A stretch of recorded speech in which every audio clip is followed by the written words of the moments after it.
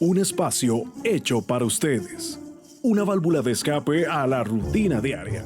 Nos vamos preparando porque esto es el inefable podcast de Jera Solís. Comenzamos.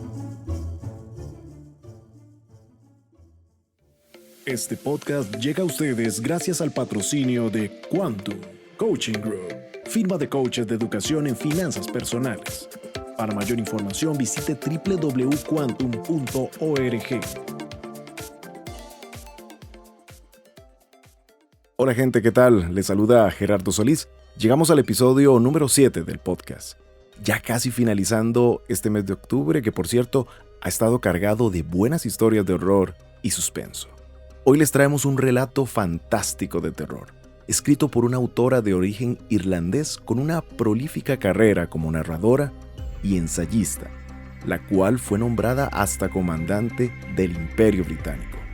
Hablamos de Elizabeth Bowen. Elizabeth Bowen nació en Dublín el 7 de junio de 1899. Tras la muerte de su madre en 1912 se trasladó a Londres. Cursó estudios de arte, pero pronto se percató de que su talento residía en la escritura. Se unió entonces al círculo Bloomsbury, donde hizo amistad con Rose Macaulay, quien le ayudó a encontrar editorial para su primer libro, Encounters, en 1923, una colección de relatos breves. Como novelista, empezó con El Hotel en 1927. Antes de la Segunda Guerra Mundial, destacó con novelas como La Casa en París en 1935 y La Muerte del Corazón en 1938, consideradas como cumbre de la narrativa inglesa, tras Virginia Woolf y Edward Morgan Foster. Asimismo, en ese tiempo de gran actividad, escribió varios ensayos, English Novelist y textos familiares, Bowen's Court o sus memorias de infancia en Dublín, y 7 inviernos en 1942. Bowen recibió múltiples reconocimientos por su trabajo. En 1969 ganó el James Tite Black Memorial Prize por su novela Eva Troll. Asimismo, recibió doctorados honorarios en Trinity College en Dublín en 1949 y de la Universidad de Oxford en 1952. Como lo dijimos al inicio, en 1948 fue nombrada comandante del Orden del Imperio Británico. Hablar de la extensa obra de Bowen nos tomaría mucho tiempo. Les aseguro que no será el único título que tendremos en el podcast de esta gran autora. Nos vamos preparando porque se viene un gran relato y espero que lo disfruten.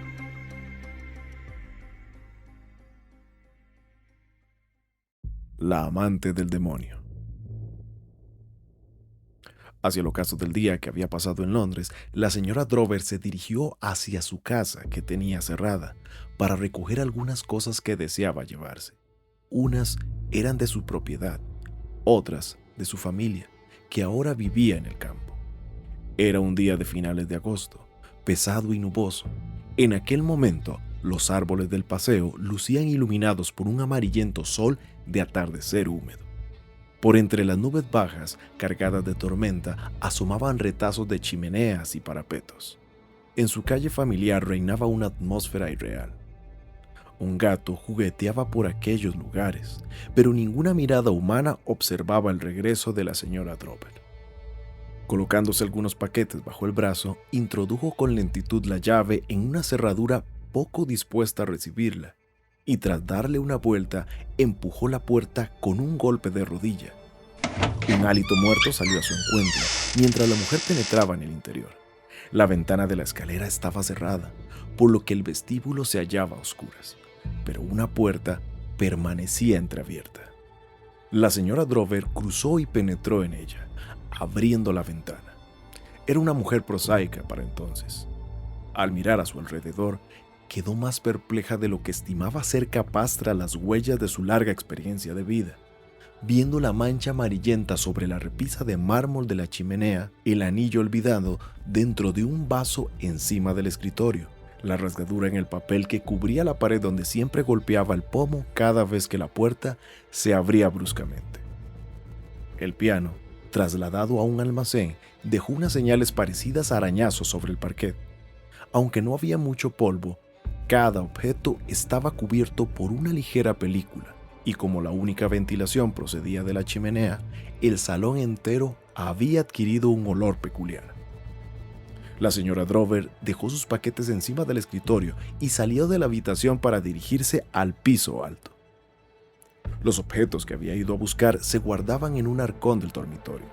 Estaba ansiosa por ver en qué estado se encontraba la casa, pues el portero que cuidaba de ella, junto con otra de la vecindad, estaba de vacaciones y sabía que ella no iba a volver. Aún, en el mejor de los casos, no vigilaría mucho y la mujer no estaba muy segura de fiarse de él. Había algunas resquebrajaduras en las paredes, producidas por el último bombardeo, y deseaba echarles algún vistazo, aunque no pudiera hacer nada. Un rayo de luz se filtraba por una rendija y cruzaba el vestíbulo. Se detuvo sorprendida ante la mesa del vestíbulo. Había una carta para ella. Pensó primero que el vigilante habría regresado, pero aún así, ¿a quién se le ocurría echar una carta en el buzón viendo que la casa estaba cerrada? No era un circular ni una factura, y en la oficina de correos no enviaban al campo las cartas que se recibían destinadas a ella. El vigilante, aun cuando estuviera de regreso, no podía saber que ella pasaría en Londres aquel día. Su visita tenía el propósito de la sorpresa, por lo que su negligencia en lo referente a aquella carta, abandonada allí, en medio del polvo, la anonadaba. Sorprendida, tomó la carta que no tenía sello. Tal vez no era importante, o sí. Tomó la carta y subió rápidamente las escaleras arriba sin echarse siquiera una mirada, hasta que llegó a la que había sido su habitación, donde encendió la luz. Las nubes se arremolinaban alrededor de los árboles y el césped, sumidos casi en la oscuridad. Su aversión a mirar otra vez la carta nacía del hecho de que la atemorizaba que alguien desdeñara sus costumbres. No obstante, en la tensión que precede a la lluvia, la leyó. Contenía unas pocas líneas. Querida Kathleen, no habrás olvidado que hoy es nuestro aniversario y el día que acordamos. Los años han pasado lenta y rápidamente. En vista que nada ha cambiado, tengo la confianza en que habrás mantenido tu promesa. Me apenó el hecho de que dejaras Londres, pero me satisfacía saber que estarás de vuelta a tiempo. Debes esperarme, por lo tanto, a la hora convenida. Hasta entonces, K. La señora Drover miró la fecha. Era de aquel día. Dejó la carta sobre la cama y luego la volvió a coger para leerla nuevamente. Sus labios, bajo las huellas del lápiz labial, empezaron a ponerse blancos. Se dio cuenta del cambio que experimentaba su propio rostro y acudió al espejo. Le pasó la mano para quitarle el polvo que lo cubría y se miró furtivamente. El espejo le devolvió la imagen de una mujer de 44 años, de mirada sorprendida bajo el borde del sombrero caído hacia adelante. No se había empolvado desde que salió de la tienda donde tomó sola el té. Las perlas que su marido le regaló el día de su boda colgaban alrededor de su flaco cuello, ocultándose dentro del escote en forma de V de su jersey y de lana rosa, tejido por su hermana mientras todos se reunían alrededor del fuego. La opresión normal de la señora Drover era la de la impaciencia controlada, pero de asentimiento. Desde el nacimiento del tercero de sus hijos, atacada por una grave enfermedad, tenía un tic muscular intermitente en la comisura izquierda de su boca, pero a pesar de ello podía sostener una expresión que era, a la vez, enérgica y tranquila. Se dirigió al arcón donde se hallaban sus cosas, abrió la cerradura, levantó la tapa y se puso de rodillas para revolverlo. Cuando empezó a descargar el aguacero, no pudo contener una fugaz mirada por encima de su hombro hacia la cama, donde estaba la carta. Tras la cortina de agua, la campana de la iglesia, que todavía se mantenía en pie, desgranó 6 campanadas, mientras la mujer contaba cada uno de sus lentos toques. «La hora convenida. Dios mío», dijo para sí. «¿Qué hora? ¿Cómo iba a pensar? Después de 25 años». La jovencita que hablaba con el soldado en el jardín no había visto su rostro por entero. La oscuridad era absoluta y ellos se despedían bajo un árbol. Ahora y entonces le parecía como si al no verle en aquellos momentos intensos jamás le hubiera visto.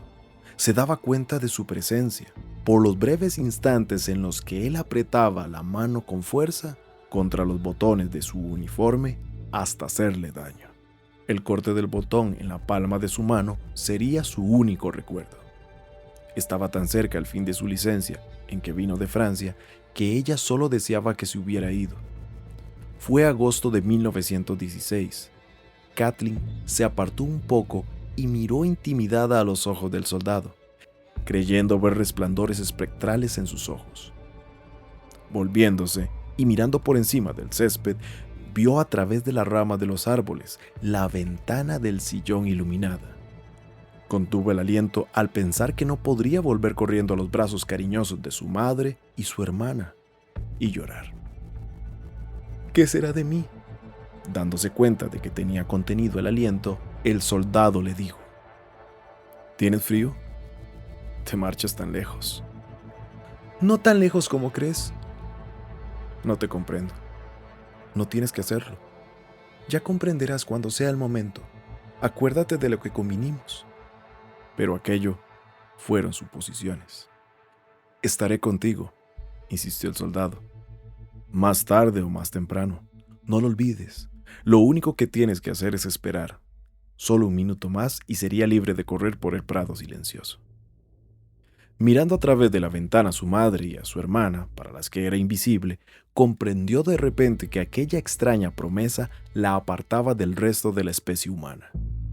Ninguna otra cosa hubiera podido hacerla sentirse tan desamparada, tan perdida. No podía haber empeñado un pacto más siniestro. Kathleen lo resistió muy bien cuando algunos meses más tarde dieron por muerto a su prometido. Su familia no solo la apoyó, sino que incluso fue capaz de alabar su valor sin límites.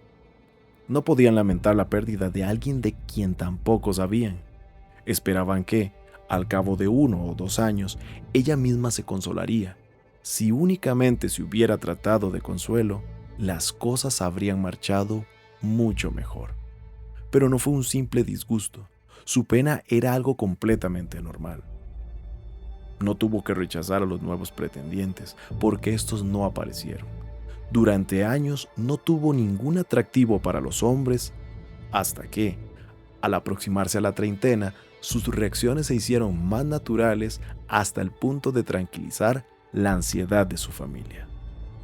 Empezó a sobreponerse y a los 32 años se sintió gratamente aliviada al verse cortejada por William Drover. Se casó con él y ambos se establecieron en una parte tranquila de Kensington.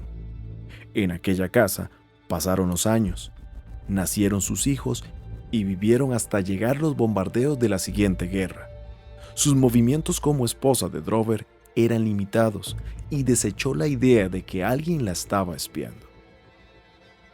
Tal como estaban las cosas, vivo o muerto, el autor de la carta solo pretendía amenazarla.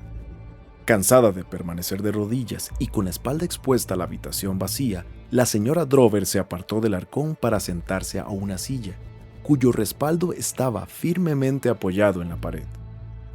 La placidez de su antigua habitación, la atmósfera tranquilizadora de su hogar de casa en Londres, todo se había evaporado. El encanto había sido roto por el autor de aquella carta. La casa vacía sellaba aquella noche años y años de voces, costumbres y pasos. A través de las cerradas ventanas oía solamente el rumor de la lluvia sobre los tejados de los alrededores. Para tranquilizarse, se dijo que había sufrido una alucinación. Durante algunos segundos cerró los ojos, pensando que la carta era una broma de su imaginación. Pero al abrirlos, la carta seguía encima de la cama. Su mente no lograba desentrañar el sentido de la aparición sobrenatural de la carta. ¿Quién sabía en Londres que iba a ir a la casa precisamente hoy? El caso era, evidentemente, que alguien se había enterado. Aun cuando el vigilante estuviera de vuelta, no tenía razón alguna para esperarla. Al contrario, se hubiera guardado la carta en el bolsillo para llevarla luego al correo. Por otra parte, no existía ninguna señal de que el vigilante hubiera vuelto. Y las cartas que se echan por debajo de las puertas de las casas desiertas no vuelan solas hacia las mesas de los vestíbulos. No se quedan encima del polvo de las mesas vacías, como si estuvieran seguras de que alguien las iba a encontrar. Era precisa una mano humana para ello, y nadie, excepto el vigilante, poseía la llave. Tal vez era posible que ya no estuviese sola. Alguien debía estarle esperando al pie de las escaleras. ¿Esperando? ¿Hasta cuándo? ¿Hasta la hora convenida? Al menos no era las 6 la hora convenida. Se levantó de la silla y fue a cerrar la puerta. El problema era marcharse. ¿Volando? No, eso no. Tenía que tomar el tren. Como mujer, cuya total responsabilidad constituía la clave de su vida familiar, no podía regresar al campo junto a su marido, sus hijos y su hermana sin los objetos que había ido a buscar. Hizo rápidamente algunos paquetes con las cosas que deseaba llevarse, pero todos ellos, junto con los de sus compras, abultaban mucho, lo que significaba que debería tomar un taxi. La idea del taxi la tranquilizó un poco y su respiración se hizo normal. Llamaré ahora un taxi. No tardará en llegar. La esperaré. Oiré el ruido del motor y bajaré tranquilamente hasta el vestíbulo. Voy a llamar. Pero no, la línea telefónica está cortada. Tiró de un nudo que había atado mal. ¿Volar? Jamás fue cariñoso conmigo en realidad. No lo recuerdo así. Mamá decía que no me consideraba. Amar es considerar a la persona amada. ¿Y qué hizo él? Solo hacerme prometer aquello. No puedo recordar qué. Pero se dio cuenta de que sí podía recordar. Recordaba con tal terrible agudeza que los 25 años transcurridos parecían disolverse como humo. Instintivamente miró la señal que quedó marcada en la palma de su mano. No recordaba únicamente todo lo que dijo e hizo, sino la completa suspensión de su existencia durante aquella semana de agosto. No era yo misma, me decían todos entonces. Recordaba, pero en sus recuerdos había un espacio en blanco, como si sobre una fotografía hubiese caído una gota de ácido. Le resultaba imposible recordar el rostro de él. Donde quiera que esté esperándome, no lo reconoceré. ¿Y quién puede echar a correr frente a un rostro que no conoce? Tenía que coger el taxi antes de que sonara cualquier hora.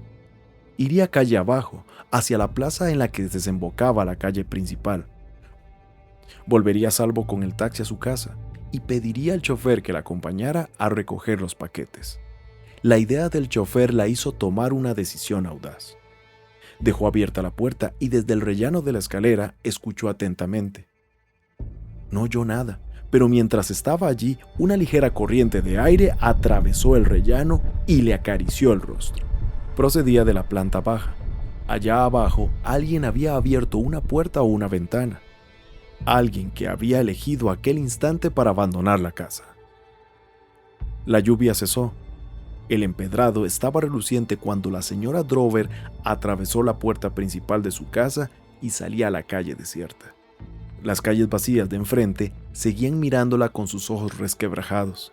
Se apresuró calle abajo, intentando no mirar hacia atrás, pero el silencio era tan intenso, un silencio profundo en Londres herido por la guerra, que otros pasos en pos de los suyos serían claramente perceptibles.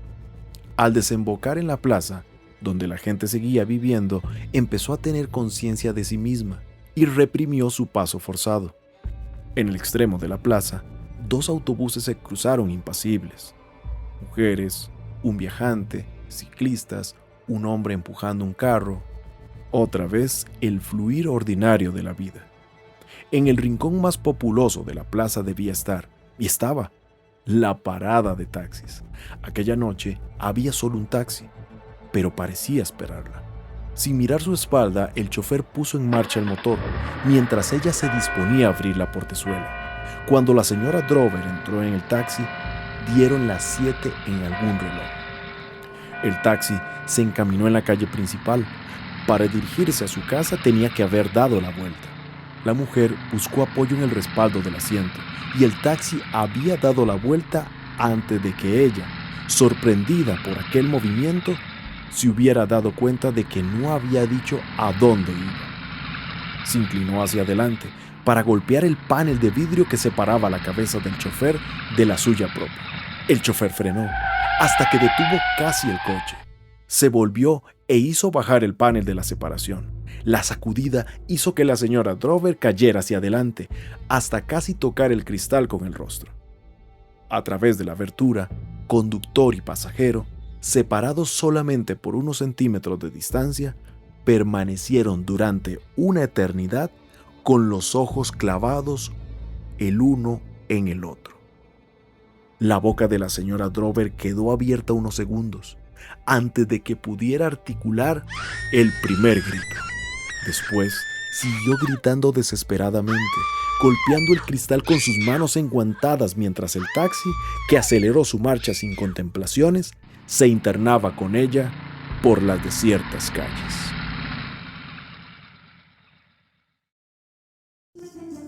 Los esperamos en el siguiente episodio. Esto fue el inefable podcast de Gera Solís.